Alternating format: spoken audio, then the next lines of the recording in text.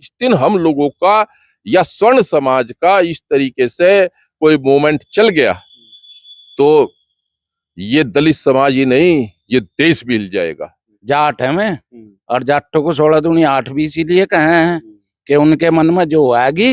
आज की तारीख में चंद्रशेखर जिस हवा में उड़ रहे हैं ये बहुत गलत हो रहा है और इसका जवाब ही ना बहुत जल्दी मिलने वाला है। नमस्कार, स्वागत है आप सभी का हिंदुस्तान 24 पर और मैं आप सबके साथ विपिन चौधरी। नगीना लोकसभा से सांसद चंद्रशेखर आजाद ने अभी कुछ दिन पहले भाजपा विधायक राजेश चौधरी को जूते मारने की बात कही है। अब जिस तरीके से चंद्रशेखर आजाद सांसद भी हैं और आजाद समाज पार्टी के राष्ट्रीय अध्यक्ष भी हैं, देश की सबसे बड़ी पंचायत के वो सदस्य हैं, जिस तरीके की भाषा का उन्होंने इस्तेमाल किया है तो उसको लेकर जनता में किस प्रकार का माहौल है। आज आप देख सकते हैं यहाँ पर कुछ सम्मानित लोग हमारे साथ में मौजूद हैं। सर, शुरुआत हम आपसे करेंगे। जिस तरीके से चंद्रशेखर आजाद ने राजेश चौधरी जो विधायक हैं उनको जूते मारने की बात कही है, तो किस प्रकार का आप लोगों के अंदर मतलब इस बयान का क्या माहौल है जनता में? आप ये देखिए कि एक सांसद दूसरे अपने चुने हुए सदस्य के खिलाफ, विधायक के खिलाफ, वो भी एक पंचायत का सदस्य है, वो भी एक पंचायत का सदस्य है, कैसा व्यवहार कर रहे हैं। जब उनके कोई जूते मारने की एक सांसद बात कर रहा है, चंद्रशेखर रावण कहें जिसे, तो अब हमें भी नहीं लगता कि हम उसे माननीय सांसद ही पुकारेंगे, हम भी सीधा सांसद कह देंगे।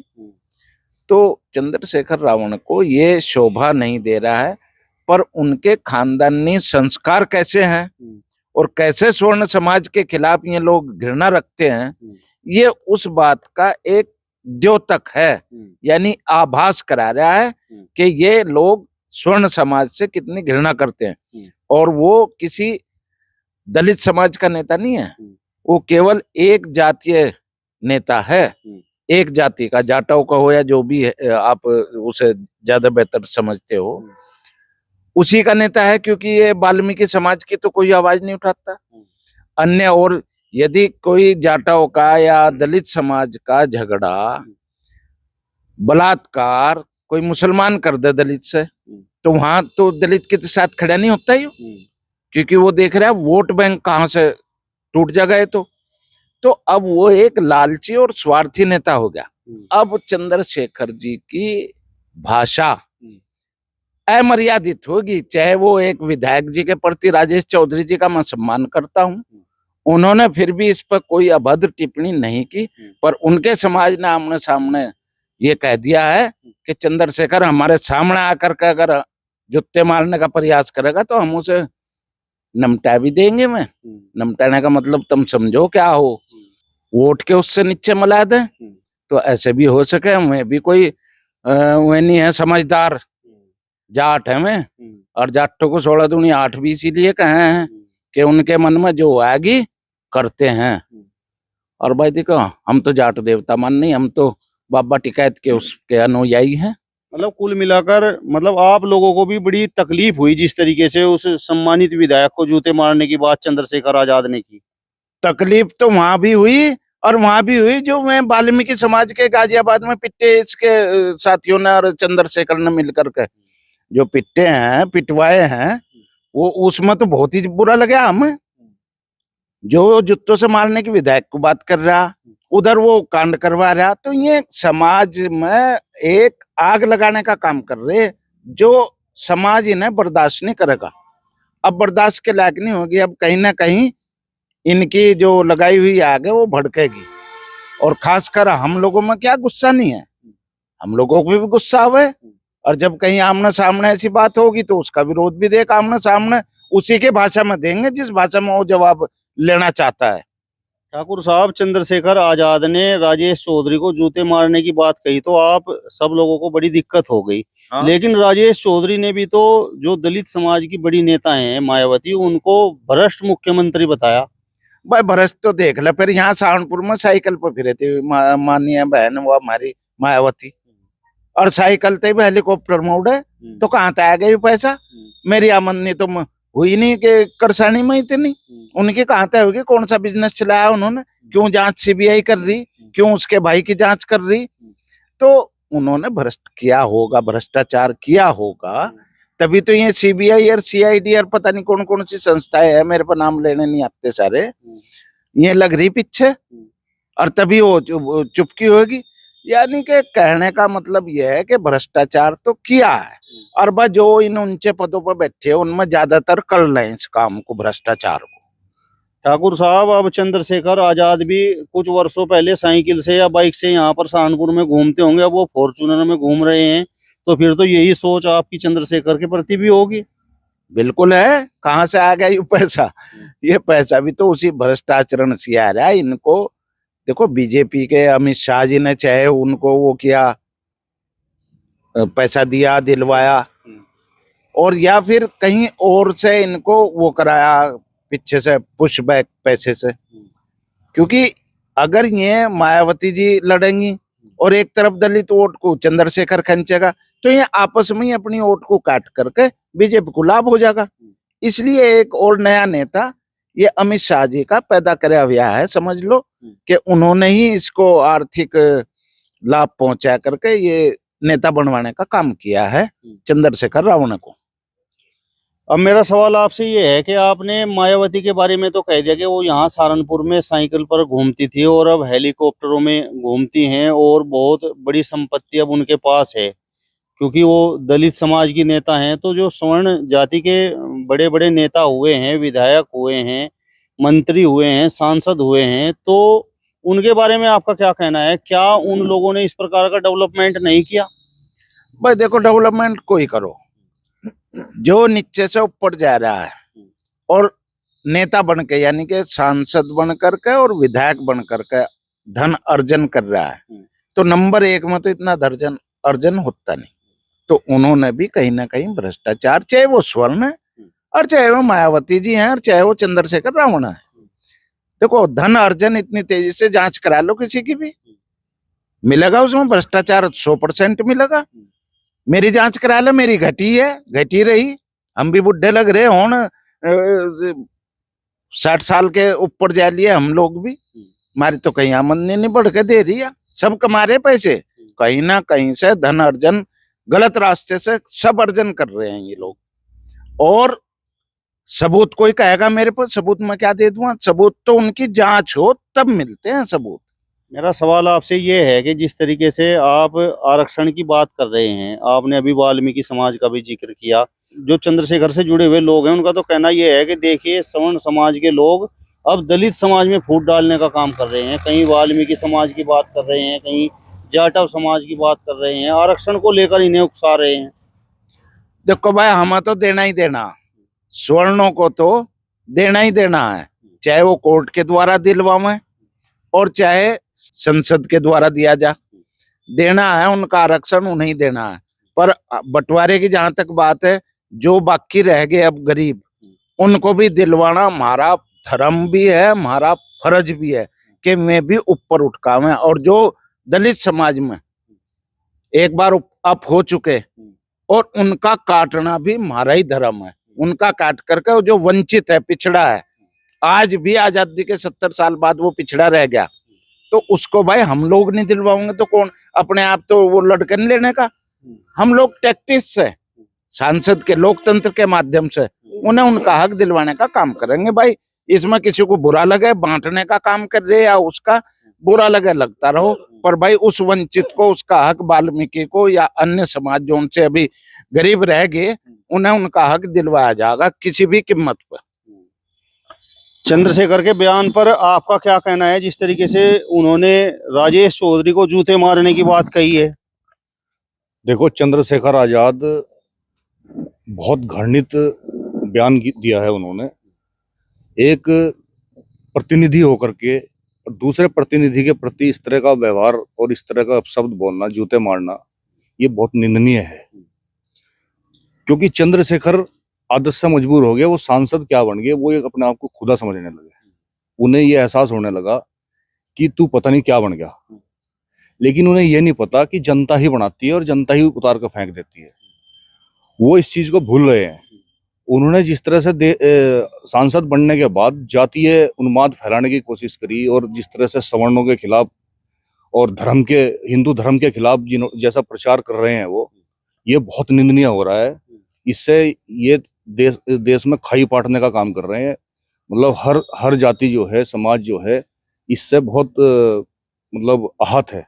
जिस तरह ठाकुर साहब, चंद्रशेखर के राजेश चौधरी को जूते मारने वाली बात का तो आपको दुख हो गया, लेकिन राजेश चौधरी ने भी तो दलितों की जो नेता है मायावती, उनको भ्रष्ट मुख्यमंत्री बताया। देखिए, ऐसा है, भ्रष्ट तो यहाँ पे बहुत सारे नेता लोग हैं। अगर कोई नेता किसी नेता को भ्रष्ट कह रहा है, ठीक है, वो भ्रष्ट उन्होंने कह दिया, लेकिन वो जूते मारने वाला जो शब्द है वो बहुत घृणित है। अब भ्रष्ट को तो भ्रष्ट ही कहा जाएगा, क्योंकि मायावती भी कहाँ थी, कैसे कैसे उन्होंने सर, हम ये नहीं कहते कि मायावती ने मेहनत नहीं की। मायावती ने जिस मिशन में लगी थी वो अपने, उसमें बहुत मेहनत करी, और मेहनत करने के बाद अब जब आदमी उस मुकाम पे पहुंच जाता है तो फिर तो सारे काम होते हैं।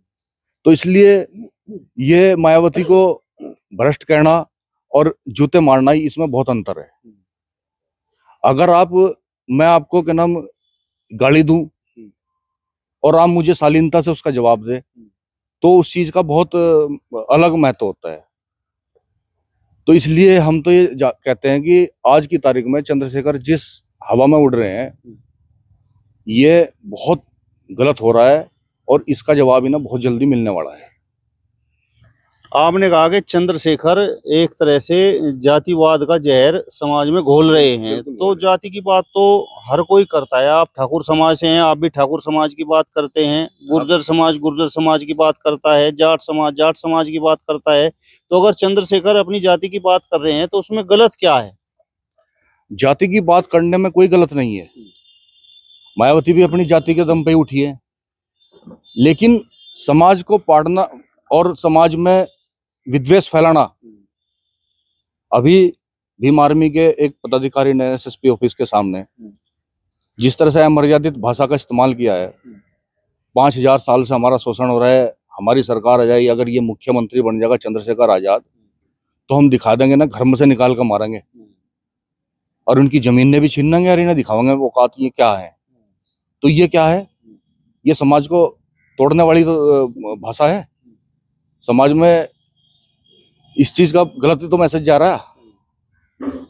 तो ये इस तरह के काम हो रहे हैं, तो ये तो बहुत, अब चंद्रशेखर की भाषा ही तो बोल रहा हो भाई, जैसे अपने कार्यकर्ताओं को मोटिवेट करता है वो, उसी तरह से कार्यकर्ता रिएक्ट करते हैं।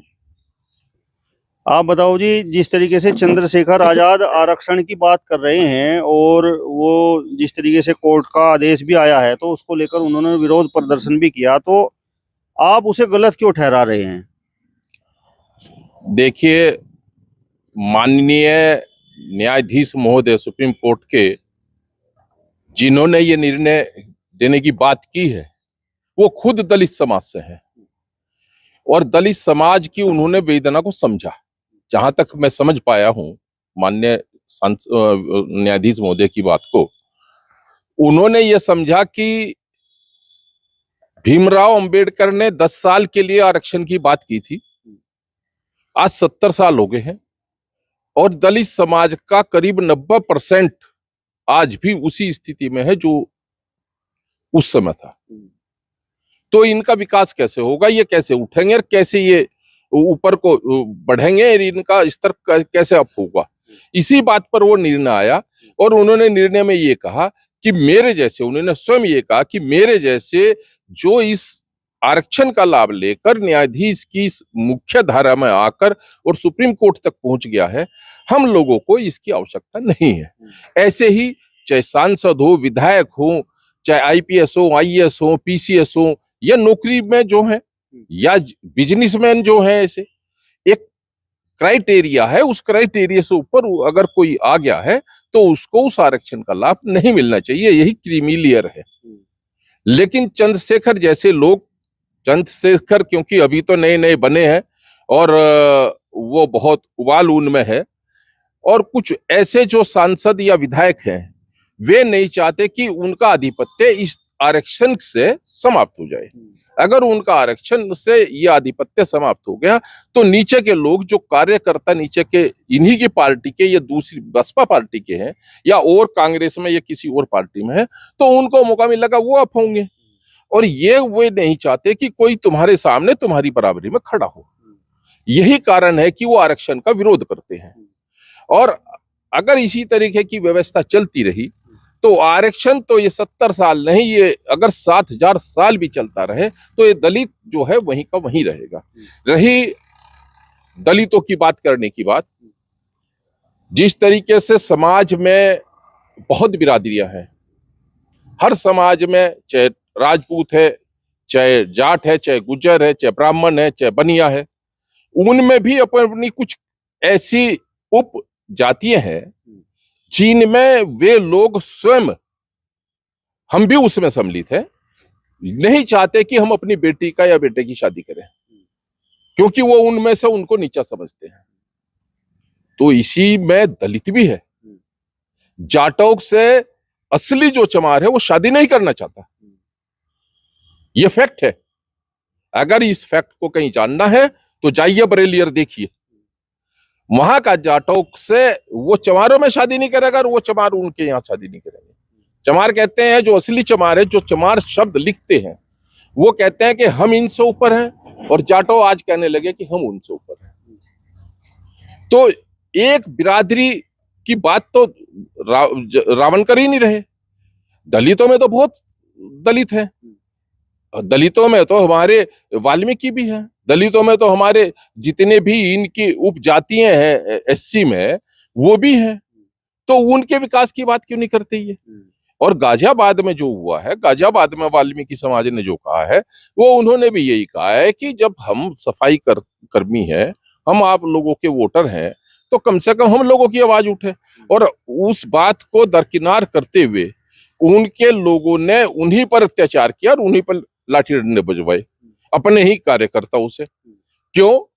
वोट लेने के लिए या भीड़ तंत्र को दिखाने के लिए? तो आप मीडिया में ये बताने के लिए कि नहीं मेरे पीछे इतना भीड़ तंत्र है, तो वहां तो आपको उसकी आवश्यकता है और यहाँ आपको उसकी आवश्यकता नहीं है जब वो लाभ की बात करते हैं। और लाभ देना नहीं था तो कम से कम उनके साथ ये अत्याचार ना होता कि उनको मारपीट उन्हीं के निर्देशन में हुआ, उनके कहने से हुआ। अगर खुद चंद्रशेखर ये कहते वहां अपने कार्यकर्ताओं से या अपने जो उनके समर्थक थे, फॉलोअर्स थे, वो कहते कि नहीं कोई झगड़ा नहीं होगा और कोई इनसे कोई बात नहीं होगी, तो आज संभवतः ये विवाद ना होता। और वहां तो उनके 10-15 समर्थकों से जो है FIR हुई है और खुद उनका नाम भी है। जूते मारने वाली जिस तरीके से चंद्रशेखर ने बात की है, तो उसको लेकर आप लोगों में रोष क्यों है? रोष इसलिए है, जिस जगह आज सांसद बनने के बाद चंद्रशेखर पहुंचे, जिस संसद के वो सदस्य हैं, उसी तरीके से एक विधानसभा का भी कोई सदस्य होता है जो विधायक है, और विधायक और अपने क्षेत्र का मालिक है और सांसद अपने क्षेत्र का मालिक है। वहां जाकर इस तरीके की भाषा का प्रयोग नहीं होना चाहिए कि मैं उनको जूते मारूं और मैं उनको जूते मारूं, और ये गलत बात है। भ्रष्टाचार की जहां तक बात है तो रावण को खुद पता होगा कि वो कहां से चले। सारा चंदा ही नहीं इकट्ठा हो रहा है। अगर कल इनकी कोई ED या CBI जांच करने बैठ जाए तो पता लगेगा, तो बहुत इसमें सांप बिच्छू मिल जाएंगे। फिर ये देखते फिरेंगे कि ये क्या हो गया, फिर ये कहेंगे कि समाज ने ये क्या कर दिया। तो इनको तो इस तरीके की भाषा का प्रयोग करना ही नहीं चाहिए था। अगर किसी चीज का विरोध करना है, मायावती जी को तो सबको पता है, मायावती जी ने तो टिकट बेचे, सब जानते हैं, दलित भी जानते हैं और भी जानते हैं, सबको पैसा मिला, तो पैसा तो इकट्ठा हुआ ना, भ्रष्टाचार तो कहीं ना कहीं हुआ ना। तो ऐसे ही थोड़ी अब ताज कॉरिडोर आज तक बंद है, प्रकरण उठा नहीं, न ED है, न CBI है, न कुछ है। ताज कॉरिडोर पे कितने 100 खरब रुपए खत्म हो गए, कहाँ है? अगर उस बात को आज उठने लगे, अब अगर कहीं उठाने लगे उनके मृत्यु काल के बाद ऐसा ना हो, तो हम ऐसा नहीं सोचते कि भाई उनके इस तरीके से हो जाए, लेकिन फिर भी मृत्यु निश्चित है कि सबको आनी है। अगर उनके बाद उठने लगे तो फिर उसका फायदा क्या होगा? उसका तो कोई फायदा नहीं होना। अगर उठना तो तब उठना था। और ये तो राजनीति है वोट की, कि जो भाजपा हो चाहे कांग्रेस हो चाहे कोई भी हो, सब अपनी राजनीति में सब लिप्त हैं और सब एक दूसरे को सहयोग कर रहे हैं। तो अगर इस तरीके की भाषा का कोई प्रयोग करना था तो संतुलित भाषा होनी चाहिए और संवैधानिक मर्यादा में रहकर ही बात होनी चाहिए। वो तो अभी ओम बिरला जी को कुछ ऊपर नीचे के शब्द कह रहे थे, उनको डांट कर बिठाना पड़ा। ये क्या है सब कुछ? इससे मैसेज समाज में बढ़िया नहीं जाता है। होना ये चाहिए था कि उनको ये कहना चाहिए था कि नहीं, मैं सब समाज का मैं सांसद बन गया हूं, अब सांसद मैं दलित हूं, चाहे मैं जाटव हूं, चाहे मैं वाल्मीकि समाज से हूं, अब मैं सबका सांसद हूं, मैं बात वो करूंगा जो सांसद को करनी चाहिए संवैधानिक मर्यादा में। लेकिन उन्होंने वो बात नहीं की और इससे ऐसा लगता है कि एक तो वो स्वर्ण के बहुत ही खिलाफ है, क्योंकि राजेश चौधरी जी जाट है और कभी वो राजपूतों के खिलाफ करते हैं। उनके एक कार्यकर्ता ने 6000 साल पहले की बात की। अगर 6000 साल से राजपूत ही केवल उनको साथ न देते, इस समाज में अगर उनका, इस देश में उनका सहयोग ना होता, तो ये काट दिए जाते या मुस्लिम होते। और आज जो ये वोट की बात करते हैं कि नहीं, मैं वहां जाकर वोट की बात करूंगा और या मुस्लिम में चला जाऊंगा या ये चला जाऊंगा, इट मीन्स जो मुस्लिम शांति चाहता है, देश में तरक्की चाहता है, अपनी तरक्की चाहता है, या ये कहिए कि जो मुस्लिम हिंदू से मिलकर काम करने का इच्छुक है या आगे बढ़ना चाहता है या बढ़ रहा है, तो ये तो उनको भी माइंड डाइवर्ट करके ये कहना चाहते हैं कि आप मुस्लिम हो, आप अलग अपना प्रदेश बना ले और हम आपके साथ हैं। तो इस तरीके से तो आप किसका विरोध कर रहे हैं? हम लोगों का अगर विरोध कर रहे हैं, जिस दिन हम लोगों का या स्वर्ण समाज का इस तरीके से कोई मूवमेंट चल गया, तो ये दलित समाज ही नहीं, ये देश भी हिल जाएगा और फिर स्थिति भयानक हो जाएगी। चलिए, तो फिलहाल इस वीडियो में बस इतना ही। अगली वीडियो में फिर आपसे मुलाकात होगी, तब तक बने रहिए हिंदुस्तान 24 के साथ। नमस्कार।